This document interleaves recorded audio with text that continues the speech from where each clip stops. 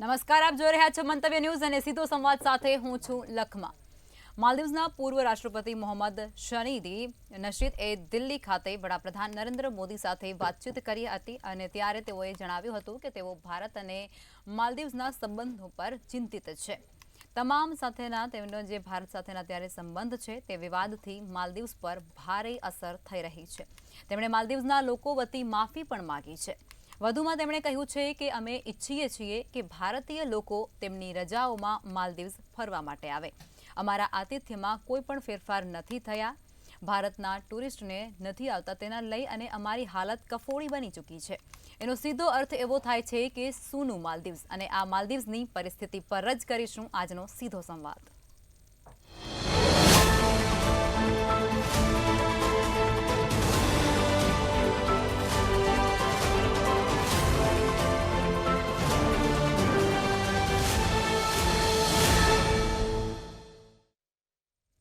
ચર્ચાની શરૂઆત કરશું. ચર્ચામાં ભારતીય જનતા પાર્ટીમાંથી તરુણભાઈ બારોટ જોડાઈ ચૂક્યા છે, કોંગ્રેસમાંથી નિશાંતભાઈ રાવલ અને પ્રફુલ્લ સર જોડાયા છે, મંતવ્ય ન્યૂઝના એસોસિએટ એડિટર છે.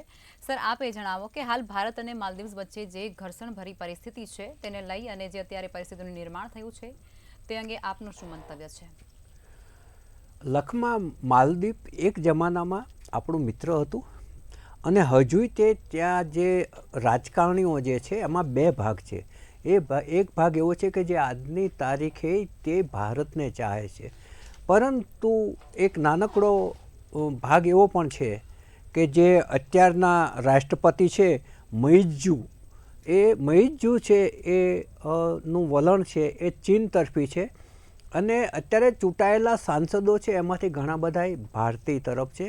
એમને ચીન તરફનું વલણ પસંદ નથી. હવે અત્યારે જે માલદીવ્સના જે પૂર્વ રાષ્ટ્રપતિ છે મોહમ્મદ નશીદ એ હાલ દિલ્હીની મુલાકાતે છે, અને હાલ માલદીવ્સની જે આર્થિક પરિસ્થિતિ, પ્રવાસનની પરિસ્થિતિ જે કથળી રહી છે એ અંગે એમણે ચિંતાની લાગણી વ્યક્ત કરી હતી. એમણે માનનીય વડાપ્રધાન શ્રી નરેન્દ્રભાઈ મોદીની મુલાકાત પણ લીધી હતી. એમના પ્રત્યે એમણે અહોભાવ પણ પ્રગટ કર્યો છે, અને એણે આગળ અત્યારની જે પરિસ્થિતિ છે માલદીવની એ પણ એમણે વર્ણવી છે, અને માલદીવના જે નાગરિકો છે એના વતી એમણે માફી પણ માગી છે. કેમ કે ભારતીયો છે પ્રવાસના શોખીન છે. વેકેશનમાં માલદીવ એક ટાપુ છે અને બહુ રમણીય જગ્યા છે, ચારે બાજુ દરિયો છે, અને એના કારણે જ્યાં પ્રવાસીઓ છે એ ખૂબ જ મોટા પ્રમાણમાં ત્યાં આકર્ષાય છે, અને એમાં ભારતીયો છે એ વેકેશન ગાળવા માલદીવને પસંદ કરતા હતા. તમે જુઓ કે 2022-23માં જે પ્રવાસીઓ ગયા હતા, 2022માં 2,41,000 પ્રવાસીઓ આપણે ત્યાંથી ગયા હતા, અને 2023માં 1,93,000 ગયા. એટલે લગભગ 2-2.5 લાખ જેટલા પ્રવાસીઓ માત્ર આપણા જ હોય છે. હવે આ આખા વિવાદનું મૂળ ક્યાં છે એના તરફ આપણે નજર કરીએ તો જાન્યુઆરીમાં માનનીય વડાપ્રધાન શ્રી લક્ષદ્વીપ, જે આપણો દરિયા કિનારો છે અને એ પણ એટલો અત્યંત રમણીય છે, ત્યાં બેસી અને વડાપ્રધાને ફોટોશૂટ કર્યો, અને એ વિડીયો વાયરલ થયો. અને એ વખતે એમણે એમ કહ્યું કે માલદીવ કરતાં આપણો આ દરિયા કિનારો છે સહેજ પણ ઉતરતો નથી, દરિયાઈ સૌંદર્યની દૃષ્ટિએ પણ એટલો જ ચડિયાતો છે. એટલે જે માલદીવના જે ભારત વિરોધી વલણ ધરાવતા જે રાજકારણીઓ હતા એમના પેટમાં તેલ રેડાયું કે ભાઈ લક્ષદ્વીપના આટલા બધા વખાણ કરે છે તો આપણો જે પ્રવાસીઓ છે એ તરફ ના વળી જાય, અને એટલા માટે એમણે વડાપ્રધાનની એક ઉતરતી કક્ષાના શબ્દોવાળી ટિપ્પણી પણ કરી, અને એને કારણે બહુ મોટો વિવાદ શરૂ થઈ ગયો. અને 7મી જાન્યુઆરીએ આપણે ત્યાં હેશટેગ એક ચાલુ થયું માલદીવની વિરુદ્ધમાં, જેને કારણે બાયકોટ માલદીવ્સ એવું એક હેશટેગ ચાલુ થયું, ને એના બધા લોકોએ એને તરફેણમાં બધી જ પ્રકારની જે છે એ સોશિયલ મીડિયામાં પોસ્ટ વહેતી થઈ. હવે એવું થયું કે આ હેશટેગ પછી જે ઇન્ડિયન્સે જે ભારતીય લોકોએ ત્યાં આગોતરું બુકિંગ કરાવેલું હતું એ લોકોએ બુકિંગ પણ રદ કરાવી નાખ્યું. ત્યાંની જે ટ્રાવેલ્સ કંપનીઓ હતી એને પણ ના કહી દીધી. હોટેલ્સમાં આગોતરા નાણાં ભર્યા હતો એ પણ જતા કરી અને લોકોએ બાયકોટ કર્યો અને ત્યાં જવાનું માંડી વાળ્યું. અને જે નવા લોકો વિચારતા હતા ત્યાં જવાનું એ લોકોએ વિચાર માંડી વાળ્યો અને જેણે બુકિંગ કર્યું તેણે બુકિંગ કેન્સલ કરાવી દીધું. એટલે છેલ્લા લગભગ બાયકોટ થયા પછી 4 મહિનાથી એની પરિસ્થિતિ છે એ કફોડી થતી જાય છે. કેમ કે ત્યાં પ્રવાસન ઉપર જ એ મોટા ભાગનો એનો આધાર છે અને પ્રવાસનની આવક બહુ મોટી હોય છે. પ્રવાસનની આવક છે તૂટતી જાય છે. એ ત્યાંના પૂર્વ રાષ્ટ્રપતિએ પોતે કહ્યું કે અમારી હાલત કફોડી છે. આથી તો બીજો ખરાબ શબ્દ કયો બિચારો વાપરી શકે. એટલે અને એ ભારતીયોને ત્યાં નિમંત્રણ આપે છે કે તમે આવો. હવે જ્યારે લક્ષદ્વીપના ઉપર વડાપ્રધાનના માતે વડાપ્રધાન કોઈ શબ્દ બોલ્યા જ નથી. માત્ર એમને ફોટોશૂટ વહેતી થયું એમાં આટલું બધું થઈ ગયું હતું. એ વખતે વડાપ્રધાને કશું જ બોલ્યા નહોતા. માત્ર સોશિયલ મીડિયામાં લક્ષદ્વીપની સૌંદર્ય ઉપર વખાણ થયા હતા. એટલે ત્યાંના કેટલાક નેતાઓ એવી પણ ટિપ્પણી કરી કે ભાઈ અમારે ત્યાં જે હોસ્પિટાલિટી છે, સેવાઓ છે, સુવિધાઓ છે એને ક્યાં લક્ષદ્વીપની આજુબાજુનો જે વિસ્તાર છે પહોંચી શકવાનો હતો. તમારે ત્યાં તો હોટલના ઓરડાઓ ગંદા હોય છે ને એમાંથી બેડ સ્મેલ આવતી હોય છે. જ્યારે અમારે ત્યાં જુઓ એમ એ લોકોએ બંનેની સરખામણી કરતી પોસ્ટ સોશિયલ મીડિયામાં એક સોશિયલ મીડિયા પર એક વોર ચાલુ થઈ ગઈ હતી માલદીવની વિરુદ્ધમાં ને માલદીવની તરફેણમાં. પરંતુ ભારતીયોએ માત્ર વડાપ્રધાનશ્રીના એક ફોટોશૂટ પછી માલદીવ જવાનું બંધ કરી દીધું. અને હવે અત્યારના જે ત્યાંના રાષ્ટ્રપતિ છે મુઇઝ્ઝુ એ એમ કહે છે કે આપણે ચીનને વિનંતી કરીએ કે ચીનના જે પ્રવાસીઓ છે વધુમાં વધુ માલદીવ્સમાં આવે. પરંતુ ભારતીયો જેટલો પ્રવાસ કરે છે એટલો બીજા દેશના લોકો ચીનને એટલો પ્રવાસ નથી કરતા હોતા. કેમ કે ત્યાં એ લોકોની જે કામ કરવાની પદ્ધતિ છે એ એટલી બધી હોય છે કે એમાંથી એ સમય કાઢીને પ્રવાસ કરવાનું બહુ ટાળતા હોય છે. એટલે આવતા સમયમાં હવે આનો શું નિવેડો આવશે? કારણ કે ચીનને એવું છે કે ભાઈ ચારે તરફના જે ભારતને પડોશી દેશો છે એને પોતાના તરફી કરી લેવા, જેથી ગમે ત્યારે અમે ભારતને છે એની સામે મુશ્કેલી ઊભી કરી શકીએ, એનું નાક દબાવી શકીએ. પરંતુ આપણું જે વિદેશ નીતિ છે એમાં તમામ બાબતના રસ્તાઓ શોધાયેલા જ છે અને એ રીતે આપણે કોઈને વશ થાય એવી અત્યારની સરકાર નથી. જી ચોક્કસથી, બિલકુલ. નિશાંતભાઈ, આપ એ જણાવો કે વડાપ્રધાન લક્ષદ્વીપની મુલાકાતે ગયા અને તરત જ માલદીવ્સની જે હાલત છે એ કફોડી અને કંગાળ બની ગઈ હોય તેવું સોશિયલ મીડિયા પર વહેતું થયું હતું અને ત્યારબાદ આ ઘર્ષણની આખી પરિસ્થિતિ છે તે સર્જાય છે. તો આ સમગ્ર ઘટનાને તમે કઈ રીતે જુઓ છો? લખમાં સૌપ્રથમ તો ખૂબ જ સ્પષ્ટ કહેવા માંગુ છું કે ભારત દેશમાં ભારતીય જનતા પાર્ટી કોઈ જગ્યા ઉપર ચૂંટણી હારશે તો ચાલશે. ભારતીય રાષ્ટ્રીય કોંગ્રેસ કોઈ રાજ્યમાં કે ભારત દેશમાં કોઈ જગ્યા ઉપર ચૂંટણી હારશે તો ચાલશે. પણ આપણો ભારત દેશ ઇન્ટરનેશનલ કમ્યુનિટીની સામે કોઈ પણ માર્ગે કે કોઈ પણ સ્ટેજ ઉપર ક્યારે હારવો ના જોઈએ. ખૂબ જ સ્પષ્ટ વાત છે. ભારત દેશની જ્યારે અસ્મિતાની વાત આવતી હોય, ભારત દેશ ઉપર કોઈ આંચની વાત આવતી હોય કે ભારત દેશના પૂર્વ પ્રધાનમંત્રી ઇન્દિરા ગાંધીજી હોય, રાજીવ ગાંધીજી હોય કે પછી મનમોહન સિંહજી હોય કે પ્રધાનમંત્રી મોદીજી હોય, ભારત દેશના કોઈ પણ પ્રધાનમંત્રી માટે વિદેશની કોઈ પણ તાકાત કોઈ અપશબ્દો બોલશે એ ક્યારે પણ ભારતીય રાષ્ટ્રીય કોંગ્રેસ સાખી નહીં લે. સાથે સાથે મારે એ પણ સ્પષ્ટ કરવું છે કે હંમેશા આપણી ભારત દેશની વિદેશ નીતિ પ્રધાનમંત્રી નહેરુજીથી લઈને પ્રધાનમંત્રી મોદીજી સુધી એક કોંગ્રેસે આજે 60 વર્ષ જ્યારે દેશ ઉપર શાસન કર્યું હોય તો એક કોમન મિનિમમ પ્રોગ્રામ ઉપર શાસન કરેલું. આપણી વિદેશ નીતિ ખૂબ જ સ્પષ્ટ રહી છે. ગુટ નિરપેક્ષ વિદેશ નીતિ. તમને યાદ હશે કે રશિયા અને અમેરિકાની વચ્ચે જ્યારે કોલ્ડ વોર ચાલતું હતું ત્યારે એક તરફ આપણા ઉપર પ્રેશર હતું યુએસએ તરફ જવાનું, એક તરફ રશિયા આપણું મિત્ર હતું, પણ આપણે ક્યારે પણ કોઈ દેશ જોડે આંખો બંધ કરીને ગયા નથી. 1971માં જ્યારે પ્રધાનમંત્રી ઇન્દિરા ગાંધીજીએ પાકિસ્તાનના 2 ફાચરા કરી નાખ્યા, 2 ભાગલા કરી નાખ્યા હતા, એવા સમયે તમને યાદ છે કે અમેરિકાએ આપણા દેશ ઉપર તમામ પ્રકારના સેન્કશન્સ લાદી દીધેલા. તેમ છતાં આપણે નીચું નતા નમ્યા અને આપણે કોઈ પર્ટિક્યુલર દેશને સાથ નતો આપ્યો અને આપણા દુશ્મન રાષ્ટ્રને હરાવીને બાંગ્લાદેશનું નિર્માણ થયું હતું. તમે જાણો છો એમ કે માલદીવ્સમાં વર્ષ 2006 થી 2009માં ભારતીય રાષ્ટ્રીય કોંગ્રેસના અને દેશના પ્રધાનમંત્રી મનમોહન સિંહજીની સરકાર હતી. એ સમય 2006 થી 2009માં marine time surveillance, medical evacuation અને હાઇડ્રોગ્રાફી સિક્યોરિટી જેવી વ્યવસ્થા આપણે માલદીવ્સ માટે કરી આપી હતી. કારણ કે માલદીવ્સ પાસે કોઈ રડાર સિસ્ટમ નથી અને એની પહેલા એના ઉપર એક આતંકવાદી હુમલો પણ એના એક નાનકડા આઇલેન્ડ ઉપર થયો હતો. એ સમયે પણ ભારત સરકાર એના પડખે હતી. કોરોનાનો જ્યારે કાળ આવ્યો ત્યારે પ્રધાનમંત્રી મોદીજીએ પણ ભારત સરકાર તરફથી એને સહાયતા આપી હતી. હંમેશા આપણી કોઈ પણ પાર્ટીની સરકારો રહી હોય પણ માલદીવ્સ પ્રત્યેનું વલણ આપણું હંમેશા સ્પષ્ટ રહ્યું છે. પરંતુ માલદીવ્સના જે હાલના રાષ્ટ્રપતિ છે મોહમ્મદ મિયુઝી, મને એવું લાગે છે કે એમને એમના પગ ઉપર કુલ્હાડી મારી દીધી છે. કારણ કે જે રીતે એમનું વલણ ચાઇના તરફ જતું દેખાઈ રહ્યું છે એ રીતે ખૂબ જ સ્પષ્ટ વાત છે કે ભારત સરકાર ક્યારે પણ એને સાખી લેવું ના જોઈએ. ઓફકોર્સ ભારત દેશના કોઈ ટાપુ, લક્ષદ્વીપ હોય કે આંદામાન નિકોબાર હોય કે ગોવા હોય ત્યાં ટુરિઝમ વધે એ ક્યારે પણ કોંગ્રેસ પાર્ટીને નથી પ્રોબ્લેમ ના હોય. કારણ કે જ્યારે કોંગ્રેસ પાર્ટી સત્તા ઉપર હતી 2013 સુધી, 2014 સુધી, ત્યારે પણ ગોવામાં એટલું જ ટુરિઝમ આવતું હતું, રાજસ્થાનમાં એટલું જ વિદેશી ટુરિઝમ આવતું હતું. પરંતુ જે રીતનું અત્યારે તમે જો કે એક તરફ આપણે વિશ્વગુરુની વાત કરીએ છીએ અને બીજી તરફ આપણે પડોશીઓના પણ ગુરુ ના બની શકતા હોય તો ક્યાંક ને ક્યાંક અત્યારની હાલની જે આપણી વિદેશ નીતિ છે એ શકના દાયરામાં આવી રહી છે. કારણ કે એક તરફ માલદીવ્સ આપણને ચાઇનાનો સપોર્ટ લઈને આપણી જોડે લડવાની કોશિશ કરે, બીજી તરફ તમે જોયું નેપાળમાં જે કાલાપાની એરિયા છે એ કાલાપાની એરિયા માટે પણ ડિસ્પ્યુટ અત્યારે ચાલી રહ્યો છે, એનું પણ હજી સુધી સોલ્યુશન નથી આવ્યું.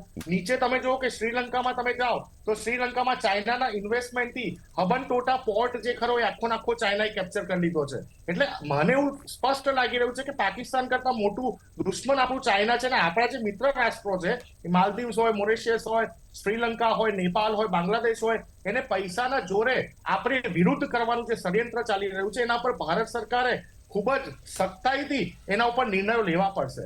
માલદીવ્સમાં જે તે ટાઈમે જ્યારે કોંગ્રેસની સરકાર હતી એ ટાઈમે ત્યાં ઇન્દિરા ગાંધી નેશનલ હોસ્પિટલની પણ સ્થાપના આપણે કરેલી. એ લોકો પાસે હોસ્પિટલની હાલત નથી. એટલે પ્રફુલભાઈએ ખૂબ જ સ્પષ્ટ વાત કરી કે ટુરિઝમ પર નબેલી કન્ટ્રી હોય તો ઓફકોર્સ એની પાસે કોઈ મેન્યુફેક્ચરિંગ યુનિટ્સ ના હોય તો એ ટુરિઝમ પરથી જ આવક કરતું હોય. પરંતુ સાથે સાથે ભારત સરકારે એ પણ બેલેન્સિંગ કરવાનું રહ્યું. કારણ કે માલદીવ્સમાં લગભગ આપણા 7.71 બિલિયન રૂપીઝનું ઇન્વેસ્ટમેન્ટ અલગ અલગ પ્રોજેક્ટમાં ચાલી રહ્યું છે લાખમાં, અને એ પ્રોજેક્ટ રાતોરાત બંધ થઈ જાય એ પણ ભારત સરકારને અને ભારતની ઇકોનોમી માટે ખતરનાક રૂપ બની શકે.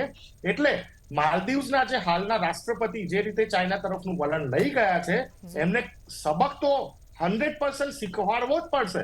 અને લક્ષદ્વીપનું ડેવલપમેન્ટ, વિકાસ થતું હોય તો આપણા દેશની આવક માટે ખૂબ જ સારો વિષય છે, એમાં કંઈ ખોટું નથી. પણ વિદેશ નીતિની જ્યારે વાત આવે તો વિદેશ નીતિ આપણી 1947 ની જે ચાલતી આવી છે વિદેશ નીતિ અત્યારે રિપીટ થઈ રહી છે. પણ આ મિત્ર રાષ્ટ્રો જે આપણા એક જમાનાના હતા જે આપણાથી અત્યારે દૂર જઈ રહ્યા છે એનું કારણ વિદેશ મંત્રાલયે સિરિયસ નોટ ઉપર લેવું પડશે. કારણ કે એક મિત્ર રાષ્ટ્ર કદાચ આપણાથી દૂર જતો હોય તો સહન થાય, પણ આપણી બોર્ડરના આજુબાજુના તમામ મિત્ર રાષ્ટ્રો જ્યારે ચાઇના તરફ વળી જતા હોય તો એ આપણી માટે ખતરનાક રેડ સિગ્નલ સમાન છે. જી નિશાંતભાઈ, જી તરુણભાઈ, આપ એ જણાવો કે જે પ્રમાણે માલદીવ્સના પૂર્વ રાષ્ટ્રપતિ ભારતમાં આવી અને વડાપ્રધાન સાથે મુલાકાત કરે છે અને તેઓને પોતાની જે પરિસ્થિતિ છે તે વર્ણવે છે કે અમારી હાલત કફોડી અને કંગાળ બની ચૂકી છે. આપ આ ઘટનાને તમે કઈ રીતે જુઓ છો? લખમાબેન, જે પ્રફુલભાઈએ વાત કરી ને એને હું ડિટેલમાં કહીશ કે અત્યારે હાલ ત્યાં જે પોલિટિકલ સિસ્ટમ ચાલી રહી છે એમાં એના અત્યારના હાલના રાષ્ટ્રપતિ જે છે મોહમ્મદ મુઇઝુ એ એક ભારતીય, એ વખતે 2019ની ચૂંટણી પહેલાં 2 થી 3 મહિના ચાઇનાએ એમને સપોર્ટ કર્યો અને એન્ટી ભારત ત્યાં આગળ એમને કીધું કે ભાઈ ભારત બહુ આગળ નીકળી ગયું છે ને આપણે પાછળ રહી ગયા છીએ. આ રીતે મિસગાઈડ કરી અને એ પ્રેસિડેન્ટ ત્યાંના બની ગયા. પણ પછી જે ત્યાંના આપણા MP કહીએ છીએ ને એમ ત્યાં માજી કહેવાય છે. એ માજીની જે જ્યારે ઇલેક્શન થયું તો 87 સીટો માટે ઇલેક્શન થયું હતું, એમાંથી 65 MDP એટલે અત્યારે હાલ જે આવ્યા છે ને મોહમ્મદ ઇબ્રાહીમ એ MDP એટલે એ પ્રો ભારત પાર્ટી છે. અને ત્યાં અત્યારે જે મોહમ્મદ મુઇઝુ અને એમની 2 પાર્ટીઓ હતી, એનું નામ છે PPM અને PMC. આ 2 પાર્ટીઓ ભેગી થઈ તો 87માંથી 65 જે છે ને એ MDP જે પ્રો ભારત છે અને બાકીની એ 2ને ગણીએ ને તો એના ટોટલ 10 નથી થતા. એટલે અત્યારે હાલ જે પણ કહે છે કે અત્યારે નેવલ ડેપો છે એ ખાલી કરો, એ કંઈ થવાનું નથી. આપણી પોલિસી એટલી જોરદાર છે, ભાઈએ વખાણ પણ કર્યા હું એવું કહીશ કે એમની એક પોલિસી હતી પલ ચાઇના, આ રીતને આખું એમનો રૂટ બનાવવા માટે થઈ અને ભારતને ઘેરવા માટે થઈ અને એ લોકોએ આ એક સ્ટ્રેટેજી બનાવી હતી. આના સામે ભારતીય જનતા પાર્ટીના આપણા વડાપ્રધાન શ્રી નરેન્દ્રભાઈ મોદીએ નેકલેસ કરીને એક પ્રોજેક્ટ મૂકેલો છે ચાઇનાને ઘેરવા માટે. એટલે આ પરિસ્થિતિ ભારતીય જનતા પાર્ટી ક્યારે પણ કોઈ પણ રીતે સાખી લેતી નથી, કોઈની પણ દાદાગીરી. એટલે અને બીજું ભાઈએ જે વાત કરી કે 100% ઇન્દિરાજીએ જે કામ કર્યું એ 101% સાચું હતું, સારું હતું. પણ એક અવતારસિંહ બસીન કરીને એક ભાઈ છે, અહીંયા આવ્યો એના પહેલાં હું થોડું રિવ્યૂ કરતો હતો, તો એમને એમાં 2021માં કીધું છે કે હાઉ PM નહેરુ મિસહેન્ડલ ચાઇના. એટલે હિન્દી ચીની બધા મંતવ્યના દરેક વ્યુઅરને ખબર હશે કે હિન્દી ચીની ભાઈ નામની એક વાત ચાલી હતી. એના અંદર હિન્દી ચીની ભાઈમાં ખાલી ભારત જ ભાઈ ગણતું હતું. એ લોકો ક્યારેય ભારતને એક ભાઈ તરીકે કન્સિડર કર્યું નથી. અને આપણે દેશી ગુજરાતીમાં આપણે મહેસાણાની ભાષામાં કહીએ ને તો પગે કમાળ વાંખવાનો ધંધો ચાઇનાએ વર્ષોથી કરતી આવી. ભાઈ કરીને દુશ્મનાવટ નિભાવતી હતી. દુશ્મનાવટ આપ જુઓ. અને ભાઈ વાત કરી રહ્યા છે, આ એ લોકોની એક ડેફ્થ સ્ટ્રેટર્જી છે, ડેફ ટ્રેપ પોલિસી ચાઇનાની છે. દરેકે દરેક જે ગરીબ રાષ્ટ્રો છે, આપણે જોયું શ્રીલંકાની પરિસ્થિતિ એને કરી, વ્યાજ પૈસા આપી, લોન આપી અને આખું ટ્રેપ ઉપર લઈ લીધી. પછી પાકિસ્તાનની પરિસ્થિતિ એને કરી, બાંગ્લાદેશની, જેટલી જે પણ કરી રહ્યા છે ને એ ભારતને ઘેરવા માટે કરી રહ્યા છે. પણ ક્યાંય કોઈ રીતે ભારત હાથમાં આવતું નથી અને એ લોકોને અત્યારે પરસેવો છોડાઈ દીધો છે એવું કહીએ તો ચાલે. અને પાકિસ્તાન અને એમને ત્યાં તાઇવાનના અંદર એક એમને પાછી પરિસ્થિતિ ચાલે છે. હોંગકોંગના અંદર એમને હોંગકોંગ પોતે એક ફ્રીડમ માટે એક પોલિસી, આ બધી ઇન્ટરનેશનલ જે પોલિસી અને સ્ટ્રેટજી છે ને એના કારણે એને ક્યાંય ફાબવા દેવામાં આવતું નથી. અને જે આપણે એક બીજી વાત હું કરું આ મેટરથી અલગ, જે માલદીવના અંદર જે એમને નખરા ચાલુ કર્યા તો સાહેબ લક્ષદ્વીપ ગયા અને એમને ક્યાંય એના નામ દીધા વગર એમને પરસેવો છોડાઈ દીધો. એ જ રીતે એમને અત્યારે એક આપણે વાત કરીએ ને કે સાહેબની ચાહના એટલી જોરદાર છે, આખા ભારતમાં જ નહીં વિશ્વમાં એમની ચાહના, એમની સ્ટ્રેટજી વખણાય છે. એમને એક મન કી બાતમાં વાત કરી કે દરેક લોકોએ પોતાના વેડિંગ અથવા પ્રી વેડિંગ તમે ભારતમાં કરો, બહાર ફોરેનમાં ના કરશો. વિશ્વના ટોપ 10માં આવતા ઉદ્યોગપતિ મુકેશભાઈ અંબાણીએ એમના દીકરાની પ્રી વેડિંગ ઇવેન્ટ ગુજરાતમાં કરી. આ વિચાર આપવો ને. અને એમના ફોલોઅર મિલિયન્સ, જે એવું કહેવાય ને કે વિશ્વમાં સૌથી એક્સેપ્ટેબલ નેતા જો કોઈ હોય ને તો એ નરેન્દ્રભાઈ મોદી છે. એમની સ્ટ્રેટજી ઉપર દરેકે દરેકને વિશ્વાસ છે. અને જે રીતે હેન્ડલ કરવામાં આવ્યો છે આ ઇસ્યુ, એ હું તો એવું કહીશ કે અગાઉનો કોઈ પણ પ્રધાનમંત્રી હોત ને તો આટલી સારી રીતે ના થયો હોત.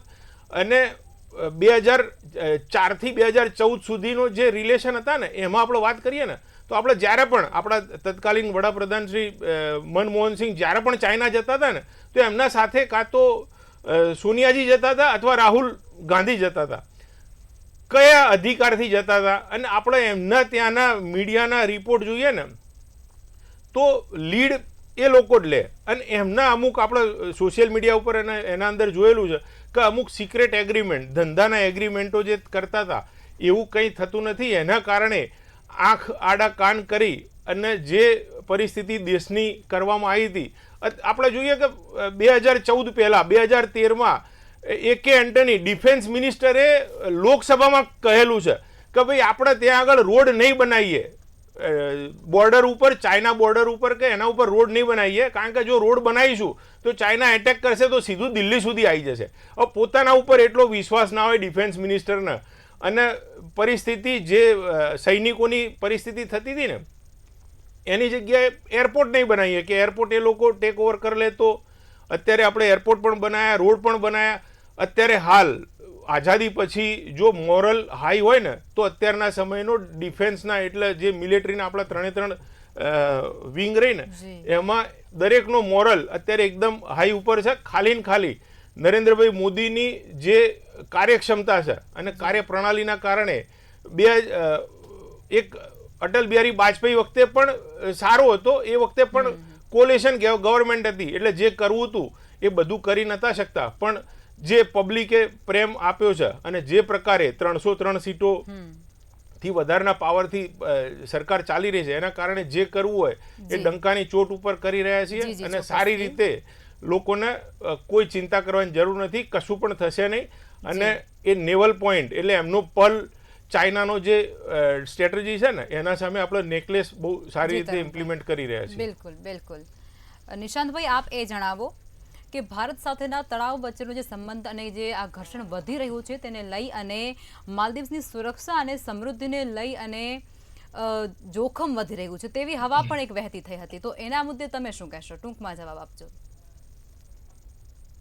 લખમાં ખૂબ જ ટૂંકમાં કહેવા માંગુ છું કે મારે આજે ભારત દેશની વાત કરવી હતી, મારે કોઈ રાજકીય વાત નથી કરવી. જે રીતે તરુણભાઈએ વાત કરી એ પ્રમાણે સ્પષ્ટ થઈ ગયું કે ચાઇના સેન્ટ્રિક પોઈન્ટ છે, અને જો ખરેખર ચાઇના સેન્ટ્રિક પોઈન્ટ હોય તો લાલ આંખ ક્યાં ગઈ ભાઈ, જેના ઉપર 2014માં 2019માં પ્રધાનમંત્રીને આટલી મેજોરિટી સાથે સત્તા મળી. અરુણાચલ પ્રદેશની બોર્ડર પાસે આખા ગામ ખુલી જાય, નાસાએ આપણે સેટેલાઇટ ઇમેજ મોકલવી પડે.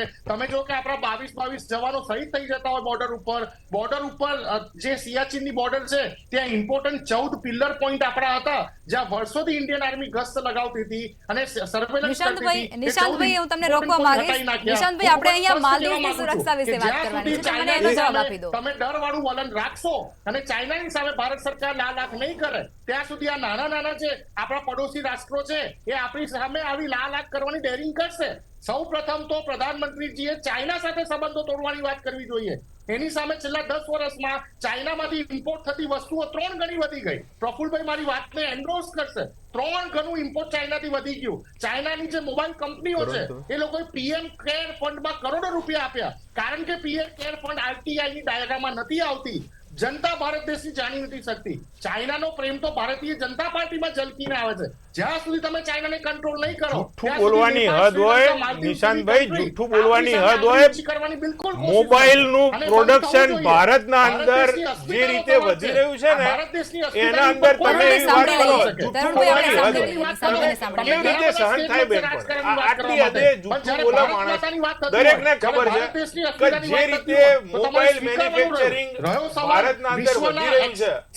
તરુણભાઈ, તમને જવાબ આપવાનો ટાઈમ આપવામાં આવશે. પ્રધાનમંત્રી મનમોહન સિંહજી યુએસની સંસદમાં જઈને ભાષણ આપેલું ત્યારે એમને સ્ટેન્ડિંગ ઓવેશન 2 વાર નહીં 3 વાર મળ્યું હતું. એટલે ભારત દેશના 140 કરોડના એ પ્રધાનમંત્રી હોય છે, પ્રધાનમંત્રી મોદીજી હોય કે પછી પૂર્વ પ્રધાનમંત્રી મનમોહન સિંહજી હોય કે રાજીવ ગાંધીજી હોય, ભારત દેશના નાગરિકોનું સન્માન વિદેશમાં થાય છે. કોઈ માત્ર એક નિશાંતભાઈ, આપણે મુદ્દાથી ભટકી ગયા.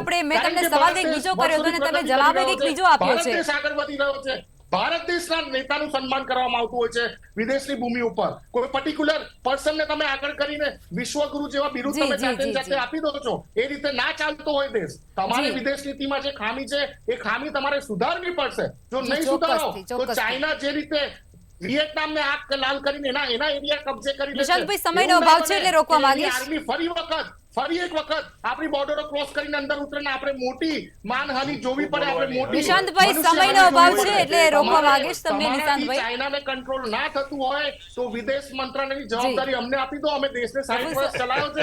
અમે બહુ સમયનો અભાવ છે, બંનેને રોકવા માંગીશ. એટલે પ્રફુલ્લ સર, તમે જણાવો કે સમાપનમાં તમે વાત કરીને ચાઇના જોડે ધંધો પણ કરવો છે, વેપાર પણ કરવો છે, તમારે ટ્રેડિંગ 3 ગણું કરી દેવું છે. નિશાંતભાઈ, સમયનો અભાવ છે એટલે રોકવા માંગીશ તમને. ખાલી જૂઠ બોલો, જોરસે બોલો, એનાથી કઈ જૂઠું સાચું થવાનું નથી. તરુણભાઈ, તમને રોકવા માંગીશ કારણ કે સમયનો અભાવ છે. મેન્યુફેક્ચરિંગ ભારતના અંદર અત્યારે છેલ્લા 10 વર્ષમાં 2000 ગણું વધ્યું છે. એની જગ્યાએ તમે આવું જૂઠ બોલો, શરમાવાની જગ્યાએ તરુણભાઈ રોકવા માંગીશ. તમે મિનિસ્ટ્રી ઓફ એક્સટર્નલ અફેર્સની વેબસાઇટ ખોલીને જોઈ લો. તે કોઈ ના નથી પાડતું, જોઈ લો. ખોટું નહીં બોલવાનું. નિશાંતભાઈ, તરુણભાઈ બંનેને રોકવા માંગીશ. સમયનો અભાવ છે. સર, તમે તમારી વાત મૂકો. બેઠા છે સિનિયર એડિટર, તમે એમને પૂછી લો કે હું જે બોલી રહ્યો છું હકીકત છે કે નહીં. તમારે ચાઇના જોડે તમારે ચાઇનાની સામે નિશાંતભાઈ સાંભળી લઈએ આપણે પ્રફુલ્લ સર શું કહી રહ્યા છે. જવાનો જે શહીદ થઈ રહ્યા છે એટલીસ્ટ એમને માન સન્માન આપવા માટે એની જોડે ટ્રેડિંગ બંધ કરી દો ને. નિશાંતભાઈ, સમયનો અભાવ છે, ઓડિયો ડાઉન કરાવવો પડશે મારે. ચાઇનીઝ એપ્લિકેશન ઉપર બેન આવવાથી સોલ્યુશન નથી આવવાનું. ચાઇનીઝ મોબાઈલ કંપનીઓ, ચાઇનીઝ મોટર કંપનીઓ આજે ફૂલી ફાલી રહી છે ભારત દેશમાં. શું ભારત વાત તો દેશના બંધ નાગરિકો કરો ને ભાઈ, ચાઇનામાં તમારી જઈ રહ્યા છે. પરિસ્થિતિ ભારત દેશના ધંધો નાગરિકો કરવા પૈસા માટે ચાઇનામાં એક invest કરી રહ્યા છે. ચાટુકારિતા બંધ કરો, એક પરિવારની કેમ તમે શરમ આવવી જોઈએ, શરમ. નિશાંતભાઈ, પરિવારની તરુણભાઈ, બંનેને ચાટુકારિતા રોકવા કરતા કરતા તમે બંનેને દેશના રોકવા વિરોધી સમયનો થઈ જાવ ખૂબ છો. અભાવ છે. હદ થાય છે હવે તો, જવાબ આપો. તમે મેક ઇન ઇન્ડિયા હદ થાય છે હવે તો, હદ થાય છે, શરમ આવે છે. એક ચાટુકારિતાની હદ આટલી હદે જવાનું. તમે ચાઇનાથી લાવો છો, કેમ એ બંધ નથી કરી શકતા? બધું અત્યારે હાલ ઘણું સારી રીતે સ્ટ્રેટેજિકલી ચાલી રહ્યું છે. સર, એમાં તમે ક્યાંય તમારી કોઈ વાત તકલીફ મૂકો. નથી. તરુણભાઈ, લખમાં રોકવા માંગીશ. આપણે સમાપનમાં એ જ કહીએ કે નિશાંતભાઈ જે પહેલાં વાત કરીને બહુ જ સારી વાત કરી એમણે, કે જ્યારે દેશની વાત હોય ત્યારે પક્ષાપક્ષીથી પર રહી અને રાષ્ટ્રવાદની ભાવના સાથે બધાએ એક થઈ અને એનો મુકાબલો કરવો જોઈએ. અને બીજું એમણે જે ચાઇનાનો જે અધિક્રમણની જે વાત છે એમાં વિવાદ છે. કોઈ એ કહે છે, ભાજપ સરકાર એમ કહે છે કે એવું કશું નથી, વિરોધ પક્ષ એમ કહે છે કે એ લોકો આટલો પગ પેસારો કરી રહ્યા છે. હવે આ આખી જે વાત છે એમાં કેટલીક બાબતો એવી છે કે જે સ્ટ્રેટેજિકલી તરુણભાઈ જે વાત કરી નેકલેસની, કે આખી ચાઇના સાથે કઈ રીતે કામ પાડવું એની સ્ટ્રેટેજી ભારત સરકાર, અને ભારત સરકારની વિદેશ નીતિ હંમેશા સારી રહી છે. જવાહરલાલ નહેરુ હોય, ઇન્દિરા ગાંધી હોય, લાલ બહાદુર શાસ્ત્રી હોય, ને અત્યારે આપણા માનનીય વડાપ્રધાન શ્રી નરેન્દ્રભાઈ મોદી હોય, અને અત્યારે વિશ્વની અંદર એમની જે નામના થઈ છે, જે રીતે યુક્રેન ને રશિયાના યુદ્ધની જે વચ્ચે સમાધાનની ભૂમિકા ભજવવા માટે પણ એમને નિમંત્રણ મળ્યું હતું. એટલે એમનું જે છે અત્યારે જે વ્યક્તિત્વ છે ઘણું ઊંચું છે. જી સર, 30 સેકન્ડ મને આપજો. ભાઈએ કીધું સમયનો ખૂબ અભાવ 22, છે. ના એક મિનિટ લખમાબેન, 22 લોકો મરી ગયા. હવે એ બોર્ડર ઉપર એમને એ ખબર નથી કે ત્યાં આગળ કોઈ વેપન વપરાય નહીં, એટલે ધોકાથી 22 લોકો મરી ગયા. એમની વાત એટલી વાહિયાત છે. અને જે સાહેબે વાત કરી એ પ્રમાણે કોઈ પણ દેશનું અત્યારે 2 વોર ચાલી રહી છે, એના અંદર ભારતના ઝંડાની જે વેલ્યુ છે ને એ જ બતાવે છે. બિલકુલ, બિલકુલ. સમયનો અભાવ છે. તમામ મહાનુભાવો અમારી સાથે ચર્ચામાં જોડાયા તે બદલ ધન્યવાદ. માલદીવ્સના પૂર્વ રાષ્ટ્રપતિ મોહમ્મદ નશીદ ભારતીયોને વિનવે છે કે તેઓ માલદીવ્સ આવે, અને પરંતુ વર્તમાન રાષ્ટ્રપતિ મુઇઝુએ કંઈક એવું કહ્યું છે કે ચીને વધુને વધુ પ્રવાસીઓને માલદીવ્સ મોકલવા જોઈએ. ત્યારે આવી પરિસ્થિતિમાં કેવી રહેશે ભારતીયોની પ્રતિક્રિયા એ જોવું રહ્યું. આ સાથે ચર્ચાને સમાપ્ત કરીશું. નમસ્કાર.